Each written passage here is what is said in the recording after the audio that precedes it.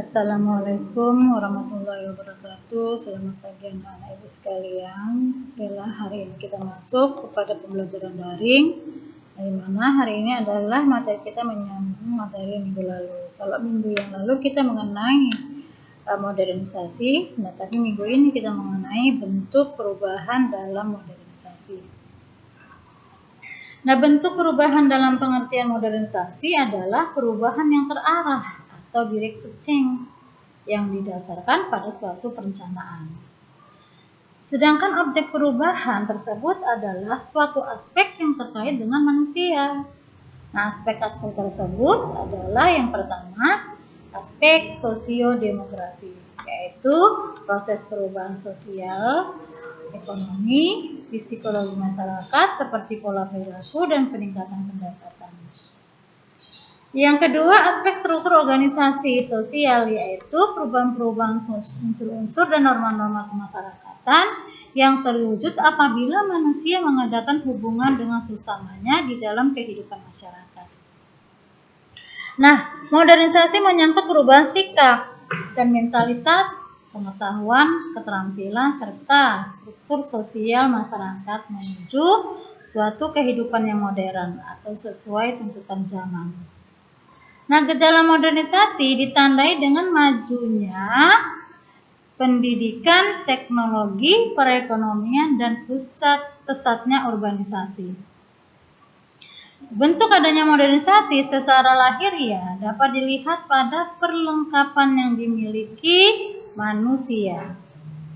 Yang ketiga, ciri manusia modern. Nah, seseorang disebut modern apabila mempunyai ciri-ciri. Yang pertama, menghormati hak dan kewajiban orang lain. Yang kedua, lebih berorientasi pada masa kini. Yang ketiga, berpendirian kuat dan menghargai ilmu pengetahuan. Yang keempat, menyadari potensi diri dan mau mengembangkannya. Yang kelima, memiliki kepekaan terhadap masalah-masalah di sekitarnya. Yang keenam, bersikap terbuka terhadap pengalaman dan penemuan baru, tidak bersikap a priori atau prasangka. Jadi kita nggak boleh menaruh prasangka kepada budaya lain. Kemudian, 7, penantiasa mempunyai informasi yang lengkap sehingga penilaian terhadap perubahan didasarkan pada kekurangan-kekurangan yang dihadapi. Nah, menurut Alex Inkeles, terdapat ciri manusia modern itu pertama, memiliki sikap untuk menerima hal-hal yang baru dan terbuka untuk perubahan. Itu bagian A. B, memiliki keberanian untuk menyatakan pendapat atau opini mengenai lingkungannya sendiri atau kejadian yang terjadi jauh di luar lingkungannya serta dapat bersikap demokrasi.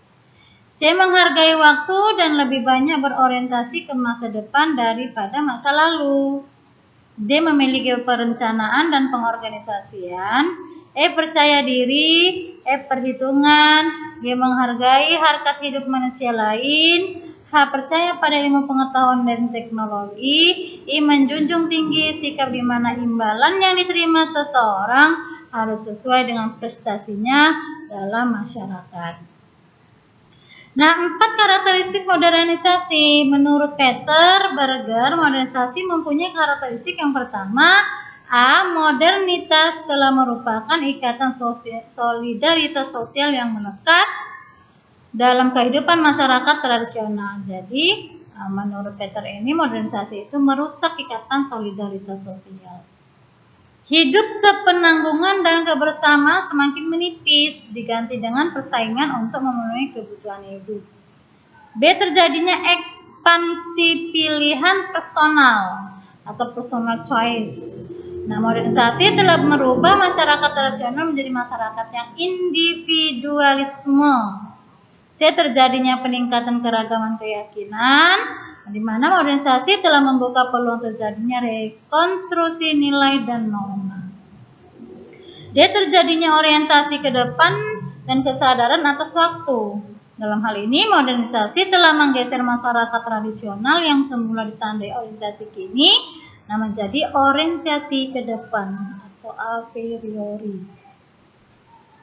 Kelima, syarat-syarat modernisasi. Menurut Sujono Sukanto, Salah syarat daripada modernisasi itu adalah pertama cara berpikir ilmiah atau scientific thinking yang sudah melembaga dan tertanam kuat dalam kalangan pemerintahan atau masyarakat luas.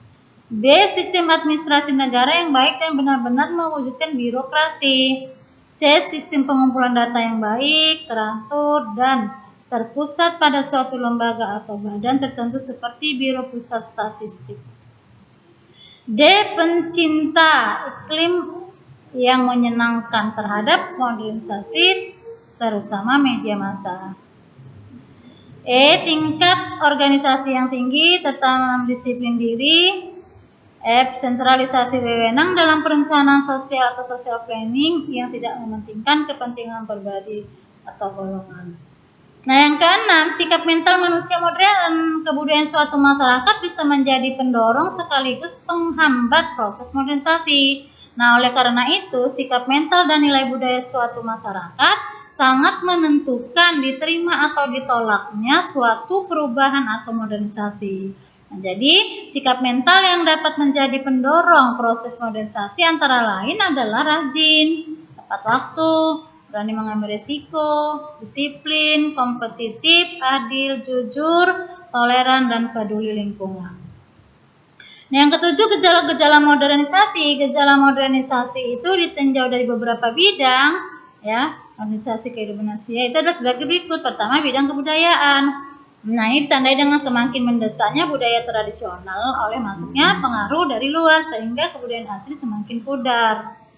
Kemudian yang B, bidang politik ditandai dengan semakin banyaknya negara yang lepas dari penjajahan, munculnya negara-negara baru, merdeka, tumbuhnya negara-negara demokrasi, lahirnya lembaga-lembaga politik dan semakin diakuinya hak asasi manusia. Nah, di bidang ekonomi ditandai dengan semakin kompleksnya kebutuhan manusia akan barang-barang dan jasa sehingga sektor industri dibangun secara besar-besaran untuk memproduksi barang. Sedangkan di bidang sosial ditandai dengan semakin banyaknya kelompok baru dalam masyarakat seperti kelompok buruh, manajer, ekonomi kelas menengah, dan atas. Oke, anak-anak ibu sekalian, demikianlah penjelasan dari ibu. Yang belum jelas boleh ditanyakan kepada ibu. Oke, terima kasih. Assalamualaikum warahmatullahi wabarakatuh.